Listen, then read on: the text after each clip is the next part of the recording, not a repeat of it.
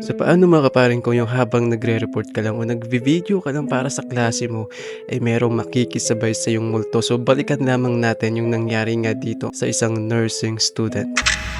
Now that I have introduced myself to the patient, explained the procedure, and asked for his consent, verified the client's identity, and provide. Sige na. Punta na to. 1, 2, 3, go. Now that I have introduced myself to the patient,